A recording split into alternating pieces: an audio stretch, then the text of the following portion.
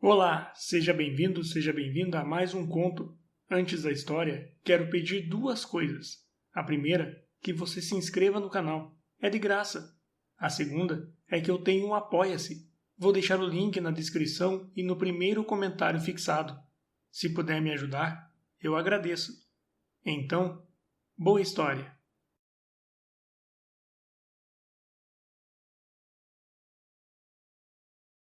Primas de Sapucaia, de Machado de Assis. Há umas ocasiões oportunas e fugitivas em que o acaso nos inflige duas ou três primas de Sapucaia. Outras vezes, ao contrário, as primas de Sapucaia são antes um benefício do que um infortúnio. Era à porta de uma igreja. Eu esperava que as minhas primas Claudina e Rosa tomassem água benta para conduzi-las à nossa casa, onde estavam hospedadas. Tinham vindo de Sapucaia pelo carnaval e demoraram-se 2 meses na corte.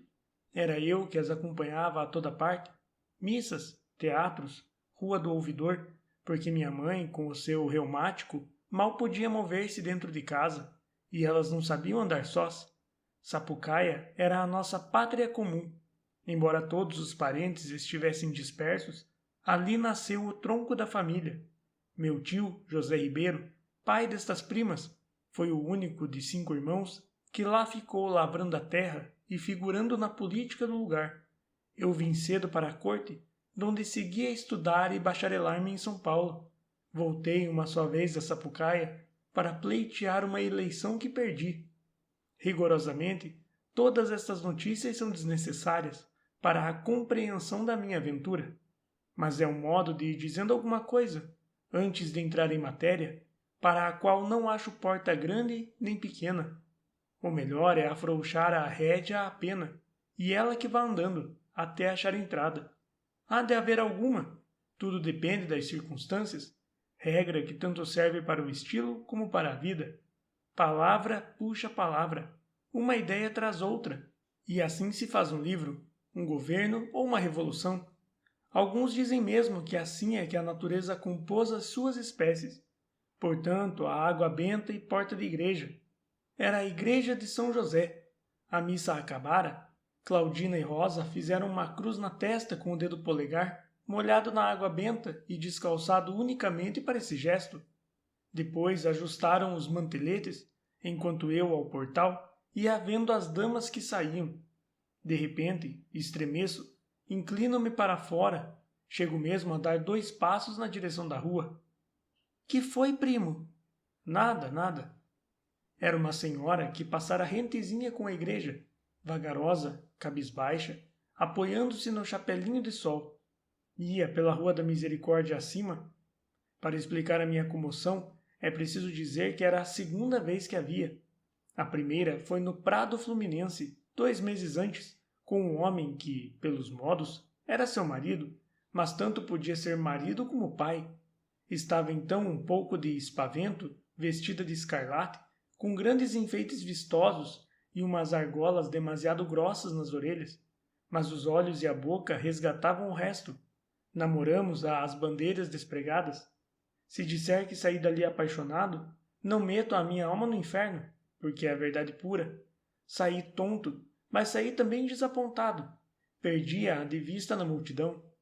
Nunca mais pude dar com ela, nem ninguém me soube dizer quem fosse. Calcule-se o meu enfado, vendo que a fortuna vinha trazê-la outra vez ao meu caminho, e que umas primas fortuitas não me deixavam lançar-lhe as mãos. Não será difícil calculá-lo, porque estas primas de Sapucaia tomam todas as formas, e o leitor, se não as teve de um modo, teve-as de outro. Umas vezes copiam o ar confidencial de um cavalheiro informado da última crise do ministério, de todas as causas aparentes ou secretas, dissensões novas ou antigas, interesses agravados, conspiração, crise. Outras vezes enfronham-se na figura daquele eterno cidadão que afirma de um modo poderoso e abotoado que não há leis sem costumes, nisi lege sine moribus. Outras afivelam a máscara de um danjô de esquina que nos conta miudamente as fitas e rendas que esta, aquela outra dama levara ao baile ou ao teatro, e durante esse tempo a ocasião passa, vagarosa, cabisbaixa, apoiando-se no chapelinho de sol. Passa, dobra a esquina e adeus. O ministério esfacela-se, Malinas e Bruxelas, nisi lege sine moribus. Estive a pique de dizer às primas que se fossem embora. Morávamos na Rua do Carmo, não era longe, mas abri mão da ideia. Já na rua pensei também em deixá-las na igreja, à minha espera, e ir ver se agarrava a ocasião pela calva. Creio mesmo que cheguei a parar um momento, mas rejeitei igualmente esse alvitre e fui andando. Fui andando com elas para o lado oposto ao da minha incógnita. Olhei para trás repetidas vezes, até perdê-la numa das curvas da rua, com os olhos no chão, como quem reflete, devaneia ou espera uma hora marcada. Não minto dizendo que esta última ideia trouxe-me a emoção do ciúme. Sou exclusivo e pessoal. Daria um triste amante de mulheres casadas. Não importa que entre mim e aquela dama existisse apenas uma contemplação fugitiva de algumas horas. Desde que a minha personalidade ia para ela, a partilha tornava-se insuportável. Sou também imaginoso. Engenhei logo uma aventura e um aventureiro. Dei-me ao prazer mórbido de afligir-me sem motivo nem necessidade. As primas iam adiante e falavam-me de quando em quando. Eu respondia mal, se respondia alguma coisa. Cordialmente execrava-as. Ao chegar à porta de casa, consultei o relógio, como se tivesse alguma coisa que fazer. Depois disse às primas que subissem e fossem almoçando. Corria à Rua da Misericórdia. Fui primeiro até a Escola de Medicina. Depois voltei e vinha até a Câmara dos Deputados. Então mais devagar, esperando vê-la ao chegar a cada curva da rua. Mas nem sombra. Era insensato, não era? Todavia, ainda subi outra vez a rua, porque adverti que, a pé e devagar, mal teria tempo de ir em meio da Praça de Santa Luzia, se acaso não parara antes. E aí fui, rua acima e praia fora, até o Convento da Ajuda. Não encontrei nada, coisa nenhuma. Nem por isso perdi as esperanças.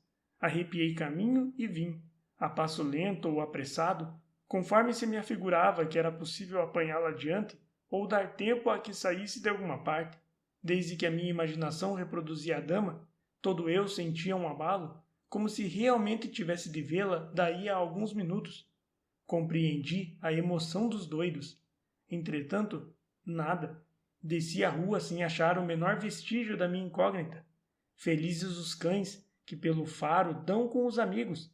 Quem sabe se não estaria ali bem perto, no interior de alguma casa, talvez a própria casa dela? Lembrou-me indagar. Mas de quem? E como? Um padeiro, encostado ao portal, espiava-me. Algumas mulheres faziam a mesma coisa, enfiando os olhos pelos postigos. Naturalmente desconfiavam do transeunte, do andar vagaroso ou apressado, do olhar inquisidor, do gesto inquieto.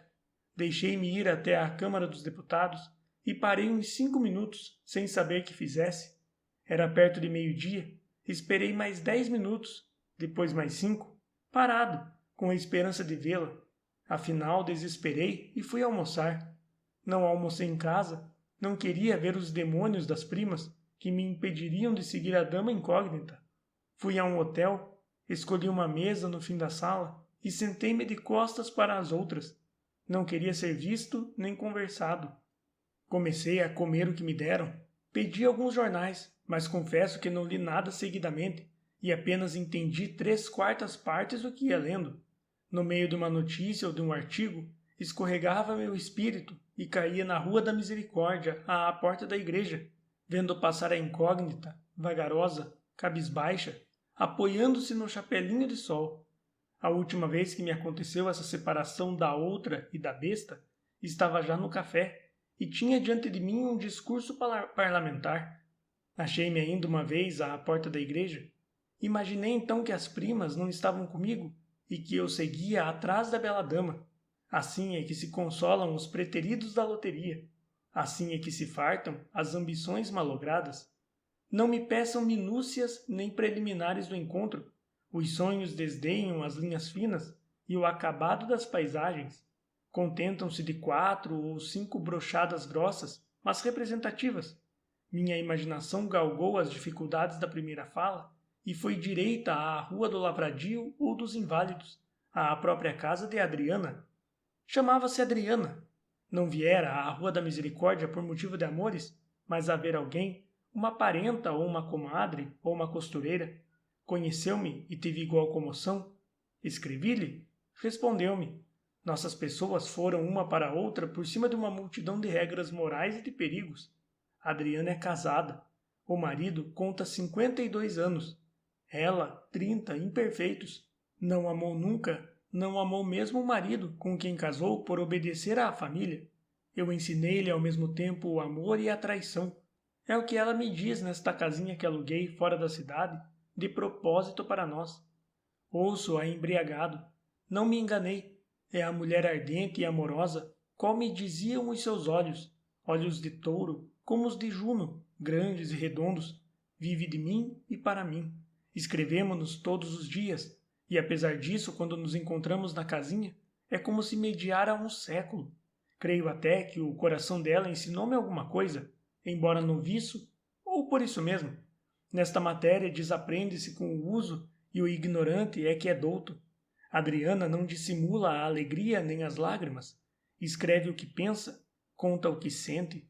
Mostra-me que não somos dois, mas um, tão somente um ente universal, para quem Deus criou o sol e as flores, o papel e a tinta, o correio e as carruagens fechadas. Enquanto ideava isto, creio que acabei de beber o café. Lembra-me que o criado veio à mesa e retirou a xícara e o açucareiro. Não sei se lhe pedi fogo, provavelmente viu-me com o charuto na mão e trouxe-me fósforos. Não juro, mas penso que acendi o charuto, porque daí a um instante, através de um véu de fumaça, vi a cabeça meiga e enérgica da minha bela Adriana, encostada a um sofá. Eu estou de joelhos, ouvindo-lhe a narração da última rusga do marido, que ele já desconfia. Ela sai muitas vezes, distrai-se, absorve-se, aparece-lhe triste ou alegre, sem motivo, e o marido começa a ameaçá-la. Ameaçá-la de quê? Digo-lhe que, antes de qualquer excesso, era melhor deixá-lo para viver comigo, publicamente, um para o outro.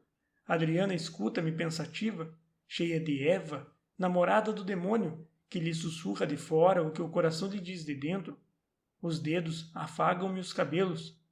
Pois sim, pois sim. Veio no dia seguinte, consigo mesma, sem marido, sem sociedade, sem escrúpulos, tão somente consigo, e fomos dali viver juntos. Nem ostentação, nem resguardo. Supusemos-nos estrangeiros, e realmente não éramos outra coisa. Falávamos uma língua, que nunca ninguém antes falara nem ouvira. Os outros amores eram, desde séculos, verdadeiras contrafações. Nós dávamos a edição autêntica. Pela primeira vez imprimia-se o manuscrito divino, um grosso volume que nós dividíamos em tantos capítulos e parágrafos, quantas eram as horas do dia ou os dias da semana. O estilo era tecido de sol e música. A linguagem compunha-se da fina flor dos outros vocabulários. Tudo o que neles existia, meigo ou vibrante, foi extraído pelo autor para formar esse livro único, livro sem índice, porque era infinito, sem margens, para que o fastio não viesse escrever nelas as suas notas, sem fita, porque já não tínhamos precisão de interromper a leitura e marcar a página. Uma voz chamou-me à realidade. Era um amigo que acordara tarde e vinha almoçar. Nem o sonho me deixava esta outra prima de Sapucaia. 5 minutos depois, despedi-me e saí. Eram 2 horas passadas. Vexa-me dizer que ainda fui à Rua da Misericórdia, mas é preciso narrar tudo. Fui e não achei nada. Voltei nos dias seguintes sem outro lucro, além do tempo perdido.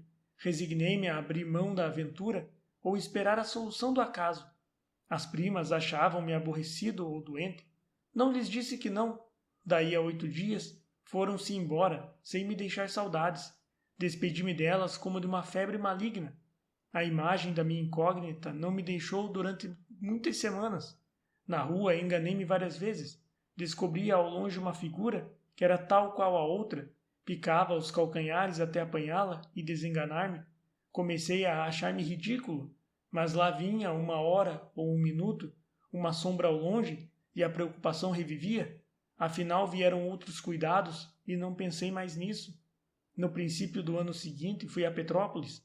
Fiz a viagem com um antigo companheiro de estudos, Oliveira, que foi promotor em Minas Gerais, mas abandonara ultimamente a carreira, por ter recebido uma herança. Estava alegre como nos tempos da academia, mas de quando em quando calava-se, olhando para fora da barca ou da caleça, com a atonia de quem regala a alma de uma recordação, de uma esperança ou de um desejo. No alto da serra perguntei-lhe para que hotel ia. Respondeu que ia para uma casa particular, mas não me disse aonde e até desconversou. Cuidei que me visitaria no dia seguinte, mas nem me visitou nem o vi em parte alguma.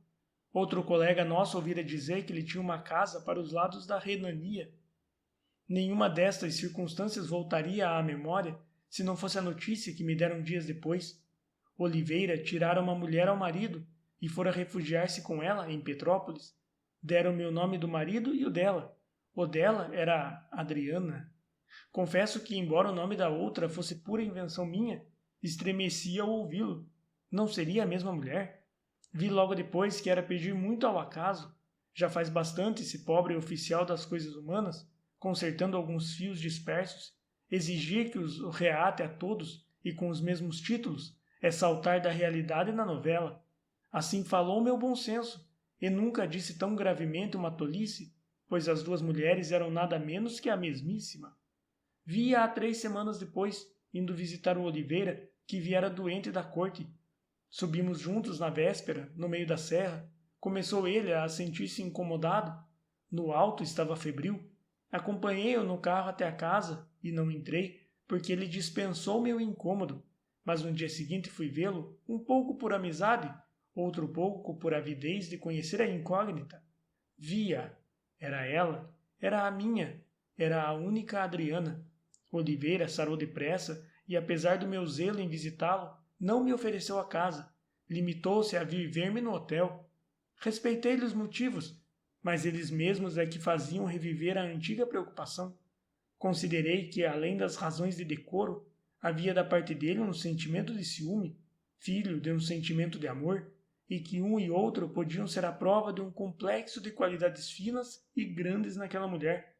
Isso bastava a transtornar-me, mas a ideia de que a paixão dela não seria menor que a dele, o quadro desse casal que fazia uma só alma e pessoa, excitou em mim todos os nervos da inveja. Baldei esforços para ver se metia o pé na casa. Cheguei a falar-lhe do boato que corria. Ele sorria e tratava de outra coisa. Acabou a estação de Petrópolis e ele ficou. Creio que desceu em julho ou agosto. No fim do ano encontramo-nos casualmente. Achei-o um pouco taciturno e preocupado. Vi-o ainda outras vezes e não me pareceu diferente, a não ser que, além de taciturno, trazia na fisionomia uma longa prega de desgosto. Imaginei que eram efeitos da aventura, e como não estou aqui para empulhar ninguém, acrescento que tive uma sensação de prazer. Durou pouco. Era o demônio que trago em mim e costuma fazer desses esgares de saltimbanco, mas castiguei-o depressa e pus no lugar dele o anjo, que também uso, e que se compadeceu do pobre rapaz, qualquer que fosse o motivo da tristeza. Um vizinho dele, amigo nosso, contou-me alguma coisa que me confirmou a suspeita de desgostos domésticos. Mas foi ele mesmo que me disse tudo. Um dia, perguntando-lhe eu, estouvadamente, o que é que tinha que o mudar a tanto. Que hei de ter? Imagina tu que comprei um bilhete de loteria e nem tive ao menos o gosto de não tirar nada. Tirei um escorpião. E como eu franzisse a testa interrogativamente. Ah, se soubesses metade só das coisas que me têm acontecido. Tens tempo? Vamos aqui ao passeio público. Entramos no jardim e metemo-nos por uma das alamedas. Contou-me tudo. Gastou 2 horas em desfiar um rosário infinito de misérias. Via, através da narração, 2 índoles incompatíveis, unidas pelo amor ou pelo pecado, fartas uma da outra, mas condenadas à convivência e ao ódio. Ele nem podia deixá-la, nem suportá-la, nenhuma estima, nenhum respeito, alegria rara e impura, uma vida gorada. Gorada, repetia ele, gesticulando afirmativamente com a cabeça. Não tem que ver, a minha vida gorou. Hás de lembrar-te dos nossos planos da academia, quando nos propunhamos, tu, a ministro do Império, eu da Justiça. Podes guardar as tuas pastas? Não serei nada. Nada. O ovo, que devia dar uma águia, não chega a dar um frango. Gorou completamente. Há 1 ano e meio que ando nisso e não acho saída nenhuma. Perdi a energia. 6 meses depois encontrei-o aflito e desvairado. Adriana deixara-o para ir estudar geometria com um estudante da antiga escola central. Tanto melhor, disse-lhe eu. Oliveira olhou para o chão envergonhado, despediu-se e correu em procura dela. Achou-a daí a algumas semanas, disseram as últimas um ao outro e no fim reconciliaram-se. Comecei então a visitá-los com a ideia de os separar um do outro. Ela estava ainda bonita e fascinante. As maneiras eram finas e meigas, mas evidentemente de empréstimo, acompanhadas de umas atitudes e gestos cujo intuito latente era atrair-me e arrastar-me. Tive medo e retraí-me.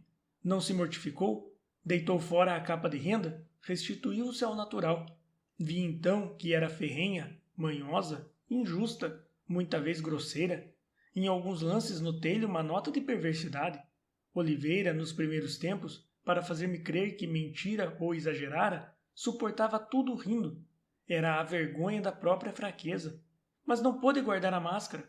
Ela arrancou-lhe um dia, sem piedade, denunciando as humilhações em que ele caía, quando eu não estava presente. Tive nojo da mulher e pena do pobre diabo. Convidei-o abertamente a deixá-la. Ele hesitou, mas prometeu que sim. Realmente, eu não posso mais. Combinamos tudo, mas no momento da separação, não pôde.